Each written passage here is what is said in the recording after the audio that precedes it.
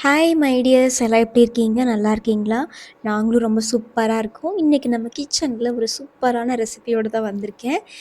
உங்களுக்கு பார்த்தாவே தெரிஞ்சிருக்கும். காளான் எனக்கு ரொம்ப பிடிக்கும் அது. என்ன மாதிரியே நிறைய பேருக்கும் பிடிக்கும்னு நினைக்கிறேன்.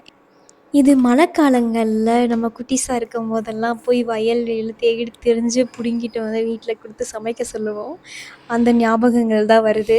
சரி, ஓகே, இது நம்ம எப்படி வந்து ரொம்ப சிம்பிளா, டேஸ்ட்டா, சட்டுன்னு எப்படி செய்யலாம் அப்படிங்கிறத வாங்க பார்த்துடலாம்.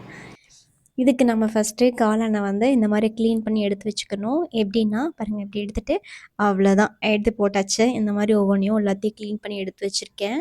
நம்மளுக்கு எந்த அளவுக்கு தேவையோ அந்த அளவுக்கு எடுத்துக்கலாம். ரொம்ப பெருசாக வேணும் அப்படின்னாலும் கொஞ்சம் ஓரளவுக்கு வந்து மீடியமாக கட் பண்ணிக்கலாம். இல்லை அப்படின்னா அப்படியே கூட போடுற மாதிரி போடலாம். ஆனால் அது நல்லா இருக்காது. அதனால் எப்படி க்ளீன் பண்ணி எடுத்து வச்சுருக்கேன். இது ரொம்ப வந்து தண்ணி வச்சு ரொம்ப நல்லா வந்து 2 தடவை 3 தடவை கழுவணும் அப்படிங்கிறதெல்லாம் கிடையாது. ஒரு தடவை கழுவி எடுத்து வச்சாவே போதும். இப்போ நம்ம தாளிக்க கடாய் வச்சுருக்கேன். இதில் எண்ணெய் ஊற்றிக்கலாம். இதுக்கு கொஞ்சம் எண்ணெய் கொஞ்சம் சேர்த்து ஊற்றினா நல்லாயிருக்கும். நான் ஒரு 5, 6 டீஸ்பூன் ஊற்றிக்கிறேன் எண்ணெய். நீங்கள் எந்த எண்ணெயில் சமைக்கிறீங்களோ அந்த எண்ணெய் ஊற்றிக்கலாம். கடலெண்ணெய், தேங்காய் எண்ணெய், நல்லெண்ணெய்ன்னு. நான் கொஞ்சம் நல்லெண்ணெய் தான் ஊற்றிருக்கேன். எண்ணெய் காஞ்சதும் கடுகு, உளுத்தம்பருப்பு, கடலைப்பருப்பு இதெல்லாம் போட்டு நல்லா பொரிஞ்சதுமே சின்ன வெங்காயம் கட் பண்ணி வச்சுருக்கேன். ஒரு 20 சின்ன வெங்காயம் இருக்கும். அதை இப்படி வந்து பொடி பொடியாக கட் பண்ணி வச்சுருக்கேன். அதையும் போட்டு வதக்கிக்கலாம். நீங்கள் பெரிய வெங்காயம் போடுற மாதிரி இருந்தாலும் நல்லா வந்து பொடி பொடியாக கட் பண்ணி போட்டுக்கலாம். அதுவும் டேஸ்ட்டு நல்லா தான் இருக்கும். பட் சின்ன வெங்காயன்றப்போ கொஞ்சம் டேஸ்ட்டு அதிகம் தானே, அதனால் சின்ன வெங்காயம் நான் சேர்த்துருக்கேன். இது கொஞ்சம் நல்லா வதங்கட்டும். இப்போ வெங்காயம் இந்தளவுக்கு நல்லா வதங்கிடுச்சு. இதில் இஞ்சி பூண்டை சேர்த்துக்க போகிறேன். தட்டி வச்சுருக்கேன். அதை இதை சேர்த்துட்டு அதோட பச்சை ஸ்மெல் போகிற வரைக்கும் நல்லா வதக்கி விட்டுக்க போகிறேன். இதோடைய பச்சை ஸ்மெல் போயிடுச்சு. இப்போது கருவேப்பிலை, ஃப்ரெஷ்ஷான கருவேப்பிலை ஒரு கொத்து சேர்த்துருக்கேன். இதை போட்டு ஒரு பரட்டிட்டு இப்போது தக்காளி வந்து நம்ம சேர்த்துக்கலாம். ஒரு 2 தக்காளி சேர்த்துக்க போகிறேன். நல்லா பழுத்த தக்காளி.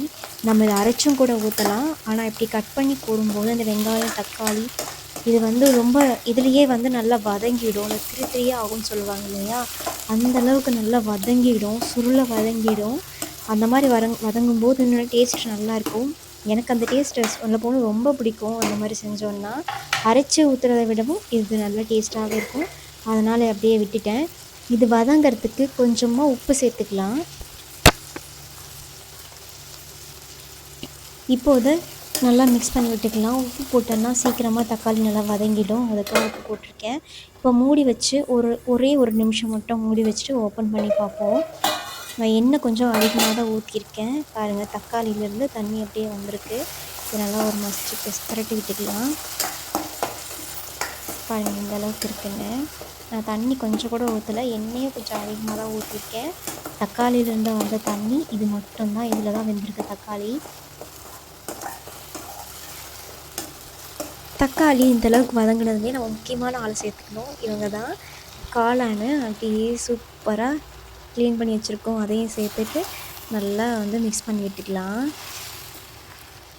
இப்போது தண்ணி ஊற்றணுன்ற அவசியம் இல்லை. ஆனால் தண்ணி ஊற்றவே இல்லை. இதை நல்லா மிக்ஸ் பண்ணிக்கிறேன். மிக்ஸ் பண்ணிவிட்டு ஒரு 2 நிமிஷம் தட்டு போட்டு மூடி வச்சு அடுப்பையும் லோ ஃப்ளேமில் வச்சுருவோம். இப்போது ஒரு 2 நிமிஷத்துக்கு அப்புறமா ஓப்பன் பண்ணி பார்த்தோன்னா 2 நிமிஷத்துக்கு அப்புறமா இப்படி தான் இருக்குது. நம்ம இதில் கொஞ்சம் கூட தண்ணியே ஊற்றவே இல்லை. பாருங்கள் எவ்வளோ தண்ணி இருக்குது அப்படின்னு. தெரியுதான் தெரில. பாருங்கள், இப்போ பாருங்கள் எவ்வளோ தண்ணி இருக்குன்னு. எவ்வளோ தண்ணி விட்டுருக்கு நம்ம காளான். நாம் வெறும் வெங்காயம், தக்காளி இது மட்டும்தான் போட்டு நல்லா அந்த காளானை வேக வச்சுருக்கோம். இப்போது ஒரு 10% வந்து காளான் வெந்திருக்கு. இதில் நம்ம மசாலா பொருளெல்லாம் சேர்க்கணும். இதில் இப்போது ஒரு ஸ்பூன் அளவுக்கு 1 டீஸ்பூன் மஞ்சத்தூள் சேர்த்துக்கிறேன். மிளகாய்த்தூள் 1 ஸ்பூன் போட்டிருக்கேன். இப்போது நல்லா மிக்ஸ் பண்ணி விட்டுக்கலாம். நீங்கள் வேணுன்னா மல்லித்தூள் போட்டுக்கலாம், கரம் மசாலா போட்டுக்கலாம், இல்லை கறி மசாலா தூள் கூட போட்டுக்கலாம். இதில் எது வேணாலும் நீங்கள் ஆட் பண்ணிக்கலாம். நான் வந்து வெறும் மிளகாய்த்தூளும் மஞ்சத்தூள் மட்டும்தான் போட்டிருக்கேன். இப்போ ஒரு 5 நிமிஷத்துக்கு அப்புறம் ஓப்பன் பண்ணி பார்த்தோன்னா இப்படி தான் இருக்குது. பாருங்கள், காளானும் ஓரளவுக்கு நல்லா வெந்துருச்சு. ரொம்ப தண்ணி இருந்தது. இப்போ தண்ணி கொஞ்சம் சுண்டிடுச்சு. இப்போ திரும்பவும் மூடி ஒரு 5 நிமிஷம் கழித்து ஓப்பன் பண்ணி பார்த்தோம்னா பாருங்கள், தண்ணி எல்லாம் நல்லா சுண்டிடுச்சு. இப்போது மிக்ஸ் பண்ணி விட்டுக்கலாம். இவ்வளோ தான் தண்ணி இருக்குது. இந்த மஷ்ரூம் கிரேவி எல்லாத்துக்குமே வச்சு சாப்பிடலாம். சோறு, இட்லி, தோசை, சப்பாத்தி, பூரின்னு எல்லாத்துக்குமே நல்ல ஒரு அட்டகாசமான காம்பினேஷனாக இருக்கும். இப்போது இந்த அளவுக்கு தண்ணி நல்லா சுண்டிடுச்சு. இதில் நம்ம ஒரு பேஸ்ட்டு சேர்த்துக்க போகிறோம். இதில் தேங்காய் ஒரு சின்ன மூடியில் 1/4 மூடி, முந்திரி ஒரு 4, 5 முந்திரி சேர்த்து நல்லா அரைச்சி எடுத்துகிட்டு வந்திருக்கேன். இதை இப்போ ஊற்றி நல்லா மிக்ஸ் பண்ணிக்கலாம். முந்திரி பருப்பெல்லாம் போடும்போது நல்ல ஒரு ரிச் டேஸ்ட்டை கொடுக்கும். இது நல்லா மிக்ஸ் பண்ணி விட்டுக்குவோம். இது நம்ம எந்த அளவுக்கு வேணுமோ தண்ணி ஊற்றுறோமோ ஊற்றி செஞ்சுக்கலாம். ரொம்ப கிரேவியாக வேணும், சப்பாத்தி கூடலாம் சாப்பிடும்போது ரொம்ப சூப்பராக இருக்கும். சப்பாத்திக்குள்ளே வச்சு ரோல் பண்ணி லஞ்சில் பேக் பண்ணி கொடுத்தோன்னா குட்டீஸை ரொம்ப விரும்பி சாப்பிடுவாங்க. இப்போ இதில் மிக்ஸி ஜாரே அலசி தண்ணி ஊற்றிக்கிறேன்.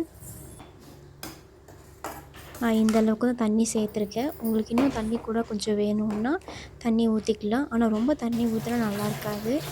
இப்போ இதை தட்டு போட்டு மூடி ஒரு 5 நிமிஷம் லோ ஃப்ளேம்லேயே வச்சு நல்லா எண்ணெய் பிரியிற அளவுக்கு நல்லா வேக விட்டுக்கலாம். அநேகமாக உங்களுக்கு இந்த வீடியோ பிடிச்சிருக்குன்னு நினைக்கிறேன். பிடிச்சிருந்தா நம்ம சேனலை சப்ஸ்கிரைப் பண்ணாமல் பார்த்துட்ருக்கீங்கன்னா ப்ளீஸ் சப்ஸ்கிரைப் பண்ணுங்கள், லைக் பண்ணுங்கள், ஷேர் பண்ணுங்கள். இந்த ரெசிபியை ஜஸ்ட் ஒரு டைம் ட்ரை பண்ணி பார்த்துட்டு கமெண்ட் பண்ணுங்கள். இப்போது ஒரு 5 நிமிஷத்துக்கு அப்புறமா ஓப்பன் பண்ணி பார்த்தோன்னா இப்படி தான் இருக்குது. நாம் லோ ஃப்ளேம்லேயே வச்சு குக் பண்ணதுனால எண்ணெய் எல்லாம் நல்லா பிரிஞ்சு வந்திருக்கு பாருங்கள். இப்போ மிக்ஸ் பண்ணி விட்டுக்கலாம். ரொம்ப தண்ணியாக இருந்தது, இதில் சுண்டி நல்லா சூப்பராக வந்திருக்கு. நம்ம தேங்காய் முந்திரி எல்லாம் போட்டதுனால கொஞ்சம் கட்டியாக வந்திருக்கு. இதிலையே இன்னும் மசாலாஸ் எல்லாம் ஆட் பண்ணி செஞ்சோன்னா இன்னும் நல்லா டேஸ்ட்டாக இருக்கும். நான் அது சப்பாத்தி கூடயும் இட்லி கூடயும் வச்சு சாப்பிட்றதுக்காக தான் இந்தளவு கொஞ்சம் கிரேவியாக செஞ்சுருக்கேன். நீங்கள் சாப்பாடு கூடலாம் வச்சு சாப்பிட்ணும் அப்படின்னா இன்னும் கொஞ்சம் தண்ணி கூட ஊற்றிக்கலாம். இப்போது நம்மளுடைய காளான் கிரேவி ரெடி ஆகிடுச்சு. இது நம்ம நிறைய வெரைட்டியில் செய்யலாம்.